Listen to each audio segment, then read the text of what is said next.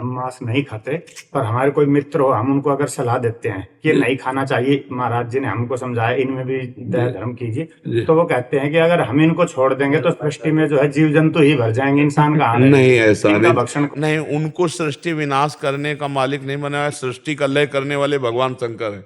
हमारे पास डिपार्टमेंट है, वो डिपार्टमेंट में नहीं। कहते हैं कि आप शाकाहारी लोगों के लिए सब्जी इसीलिए है कि हम मांसाहारी लोग हैं, तो तुम चल रहे हो जैसे सत्य और झूठ, अंधेरा और उजाला, ऐसे ही। तो बढ़िया है, बढ़िया है, तर्क उनका बढ़िया है। तो उनके लिए नरक भी बना है, उनके लिए विपत्ति भी बनी है। और फिर गाड़ी में जलेंगे, पहले आग लगेगी और गेट खुलने वाले जो लॉकर वो पहले नष्ट होगा, क्योंकि कोई खोल ना सके। और फिर चिल्लाते तो हाँ वही है, वो जो मेव मेव कर रहे थे ना, काटा था, जलाया था, ऐसे उल्टा पैर बांध दिए, नीचे आग लगाए हैं। अब भगवान तुम्हें एसी कार में आग लगा करके पधराएंगे, तो ये भी दंड है। तैयार रहो इसके लिए, पक्का तैयार रहो।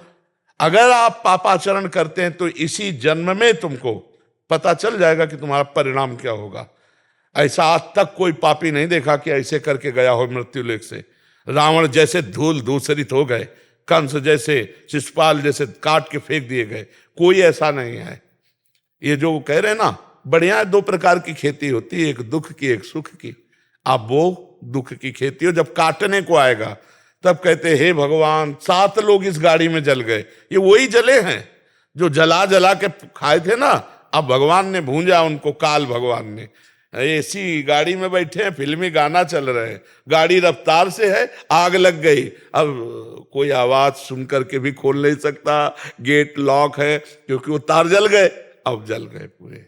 एक्सीडेंट हुआ ना, घुसा ऐसे सरिया से, अब तड़प रहे हैं, घंटों में तो निकाले गए, अस्पताल गए। ये क्या है? वो जीवों को तड़पाया है। जो मांडव्य ऋषि भगवान की ऐसे तपस्या कर रहे थे।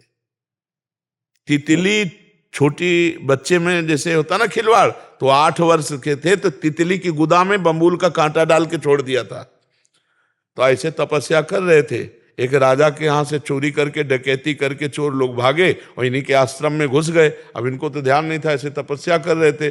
राज कर्मचारी आए, बोले बाबा जी का नाटक करता है और चोरी करवाता है। उनको भी बांध ले गए। राजा ने कहा सब इन चोरों को सूली की सजा दे। उस समय सूली की सजा का मतलब भाले जैसा एक खड़ा है, इधर उधर खंबे, और उस खंबे से चढ़ के उसके गुदा द्वार में ऐसे छोड़ दिया जाता है। और वो इतना गया, वो तड़प तड़प के बहुत बुरी तरह की मौत, क्योंकि उससे तुरंत मौत थोड़ी होती।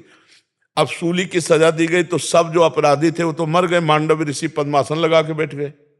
इसके बाद जब दूसरे अपराधियों को दंड देने के लिए, टांगने के लिए आने की बात हुई, तो वहां कहा कि सब तो मर गए, लेकिन एक महात्मा है पद्मासन लगाए बैठा है। तो राजा आए, हाथ जोड़े, महाराज मुझे नहीं।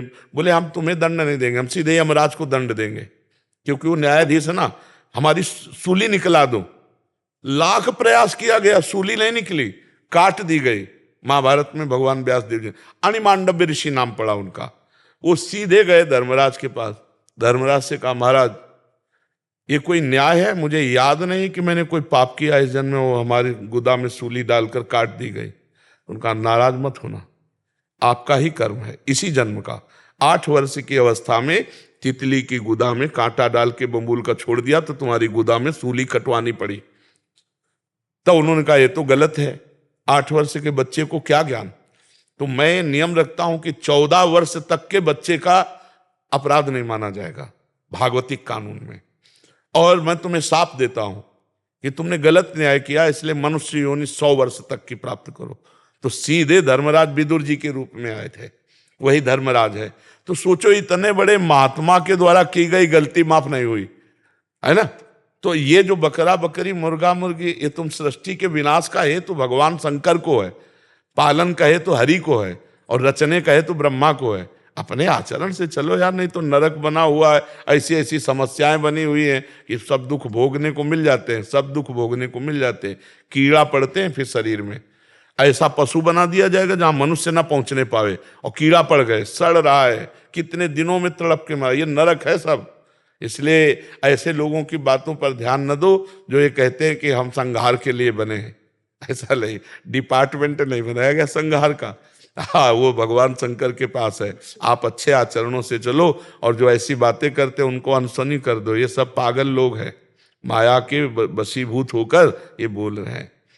भला अपने चुटकी काट के देखो है, और दूसरे के शरीर को आप देखो, चींटी को पीछे अंगुली लगाओ ऐसे देखो, भागती है ना, वो बचना चाहती है। सबको अपने प्राण पे है यार, ऐसा नहीं कर, मतलब बुद्धि भ्रष्ट है तो कुछ भी कर लो, बुद्धि भ्रष्ट है तो फिर क्या है। नहीं, पवित्र बुद्धि ऐसा कभी निर्णय नहीं करेगी कि किसी जीव को कष्ट दिया जाए, नहीं ऐसा। और सब जीव ऐसा थोड़ी बढ़ोतरी हो जाती है। अरे भगवान समेटते जाते हैं सबको। जब विनाश की उनकी लीला होती है, देखो कोरोना चला था ना, पूरे विश्व में लाखों मरे, लाखों मरे, 2 लाख हुआ। यह है विलास का कार्यक्रम। भूकंप आया, प्रदेश का प्रदेश साफ, जल प्रवाह समुद्र से ज्वार भाटा आया, पूरा साफ कर दे। ये भागवतिक है, तुम चिंता मत करो। सफाई विभाग बहुत जोर का है, तुम्हें करना नहीं पड़ेगा। तुम्हारी भी सफाई हो जाएगी, चिंता लेकर। बहुत बड़ा विनाशकारी भगवान के बहुत लीलाएं हैं।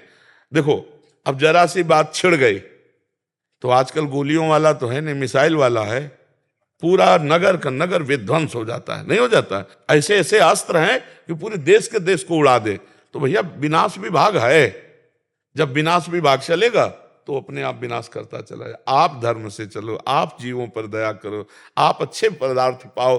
किसी का मांस, या कैसे गंदे लोग हैं जो दूसरे का मांस खाने में अपने को मतलब सुख समझते हैं। बात सुन के उल्टी हो जाए यार, किसी के अंग खाने, मांस खाना, पर वो बुद्धि भ्रष्ट है तो उनको अच्छा लगता है। तो आप लोग सत्संगी, आप लोग ना पाइए, अच्छे मार्ग में चलिए। किसी माता बहन की तरफ गंदी दृष्टि मत रखिए। जो गृहस्थी में आपको पाणी ग्रहण हुआ है उसी से धर्म से चलोगे ना, तो इस जन्म में सुखी रहोगे, आगे भी सुखी रहोगे।